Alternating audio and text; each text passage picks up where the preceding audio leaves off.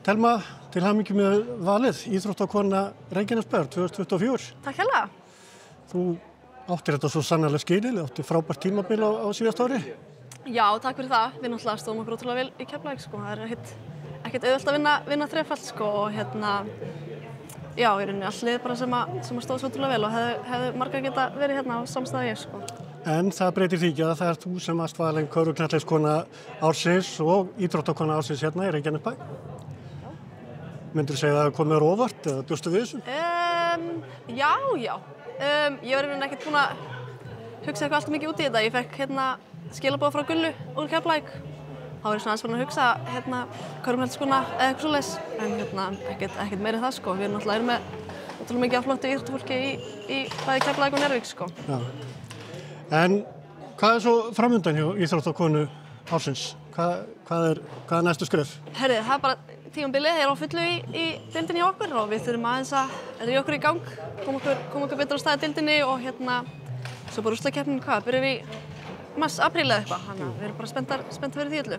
Einhver landsliðsverkefni framundan? Herri, já, landsliðir byrjun febrúar, 2 útileikir, þannig að það er líka mjög spennandi. Já, og þú ert bara standaði vel þar og festaði í sessi?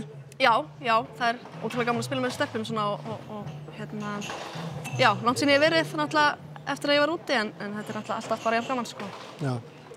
Þú ert búin að vera núna í 1,5 ár hérna heima á Íslandi eftir nám? Já, passar. Já. Og alltaf er gaman? Alltaf er gaman í boltanum. Alltaf er gaman í boltanum? Þú ert ekkert að fara að hætta? Nei, maður er nóg eftir í þessu. Guðmundur Leó, innilega til hamingju með titilinn íþróttamaður Reykjanesbæjar 2024. Já, takk fyrir. Þú vannst vel fyrir þessum titli á síðasta ári? Já.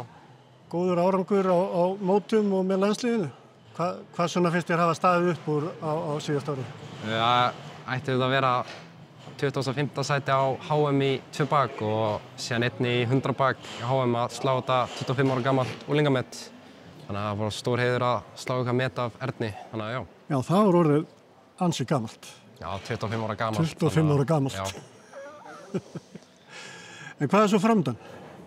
Það er EM núna í apríl og þá er valið hver fara á HM og EM 23 og öll þessi eins og smáþjóðleikana. Þannig að markmiðið er að komast bara í allt. Já, það er ekkert minna, það er bara að komast í öll mót. Allt, já. Og það lítur alveg ágætlega út fyrir þig þannig, segir það ekki? Jú, ég er full að trúa að ég geta og ég þarf bara að gera eins og ég ger alltaf. Bara fara helmingi lengri en alla leið. Já.